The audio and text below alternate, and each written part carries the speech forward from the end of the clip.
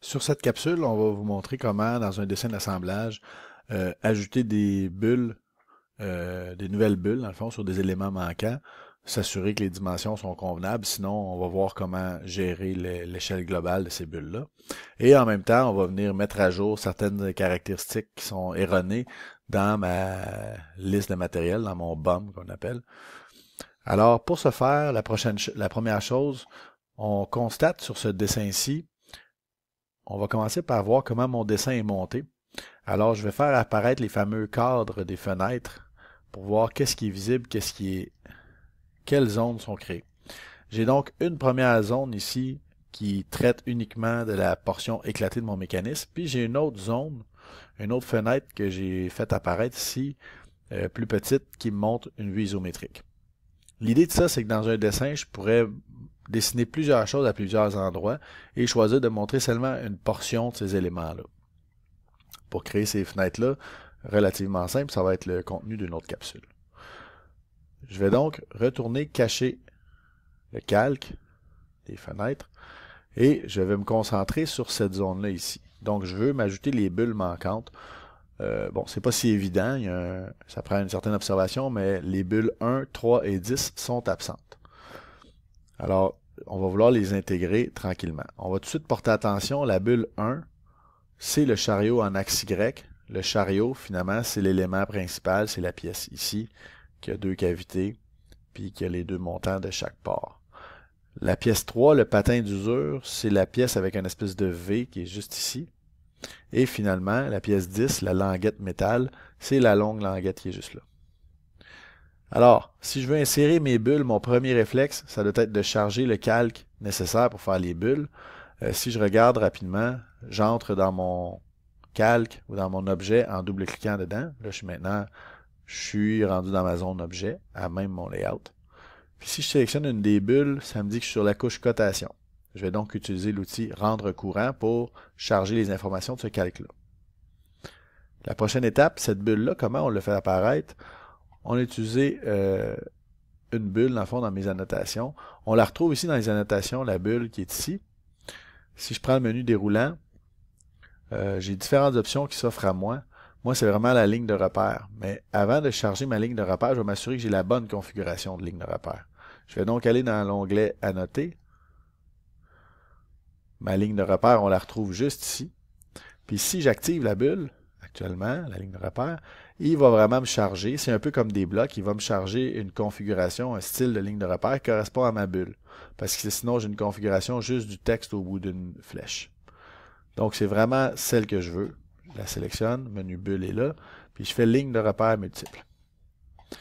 Je tombe dans ma zone de travail et je constate que mon cercle est déjà à la bonne taille. C'est génial. Fait que je suis prêt à installer ma première bulle. Je vais tout simplement amener mon curseur près d'un élément de référence sur la bulle. Question que toutes mes bulles soient bien alignées. Je vais localiser ma bulle à peu près à l'endroit qui m'intéresse pour l'item. Là, je vais rentrer l'item 3, le patin d'usure. Je vais cliquer. C'est un bloc avec des attributs. Entrer le nom de mon tag ou le nom de ma bulle. Ici, je sais que c'est l'item 3.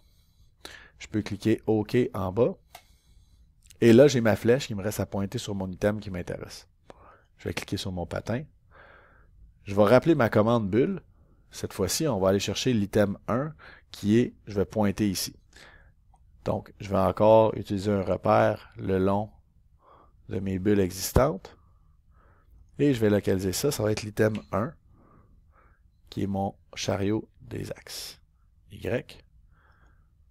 Dernier item, ma languette métal, l'item 10, que je vais venir placer entre mes deux bulles existantes. L'item 10. OK. Et je pointe sur un point de référence ici. J'ai complété mon bullage sur mon dessin. La prochaine étape, c'est d'aller ajuster les informations dans mon cartouche. Je vais donc double-cliquer à l'extérieur parce qu'on constate que le cartouche, dans le fond, dans le build de matériel, se trouve à la même place que le cartouche. Dans le fond, directement dans le layout. Alors, à ce niveau-là, il y a deux éléments qui sont erronés. Ce qu'on a relevé, c'est que l'item 15, qui est un élément de quincaillerie standard, ma vis. L'item 15, finalement, on m'a informé que ce n'était pas une longueur de 1,5 pouce, mais bien 1 pouce de long, les vis. Donc, des vis à tête cylindrique à 6 pans creux, numéro 1032, par 1 pouce de long. Alors, je vais tout simplement double-cliquer sur le champ que je veux éditer. Et là, c'est encore une boîte de dialogue qui est prémontée, un éditeur d'attributs. Puis, je vais simplement sélectionner mon 1,5 puis choisir par 1. L'autre information, c'est le texte qui apparaît ici. Les blocs sont générés avec une certaine dimension, puis des fois, le texte qu'on veut entrer dépasse. Alors, une des façons de contourner ce problème-là, soit qu'on coupe des mots dans notre description. Il faut faire attention les mots qu'on choisit d'enlever ou les mots qu'on choisit d'abréviation. Sinon, il y a une autre façon de contourner ça, c'est qu'on peut réduire la distance entre chaque caractère. Alors, ce que je vais faire, je vais juste double-cliquer sur le champ en question. C'est bien la boîte que je veux éditer, puis au lieu d'être dans Attributs, je vais aller dans Options de texte. Dans les options de texte, j'ai tous les justificatifs. Mon texte est situé au milieu à gauche. Puis la zone qui m'intéresse, c'est le facteur de largeur. Alors, ce qu'on va faire, on va tester différents facteurs pour voir l'effet. Si je mets un facteur de 0.5, vous voyez, mon texte vient de réduire de moitié. Finalement, ce n'est pas 0.5 que j'ai besoin, c'est plus autour de 0.8. Ça commence à avoir du sens. On pourrait l'étirer, on va mettre 0.4. 0.84. On remplit bien, on gagne un petit peu au niveau de l'affichage versus de mettre 0.8. Fait qu'on a quelque chose de propre. Quand je vais lancer mon impression, ben le texte est tout à peu près à la même hauteur. On a quelque chose de plus intéressant à consulter. Il me reste à lancer mon impression ou à insérer des révisions si jamais c'est des révisions qui sont apparues.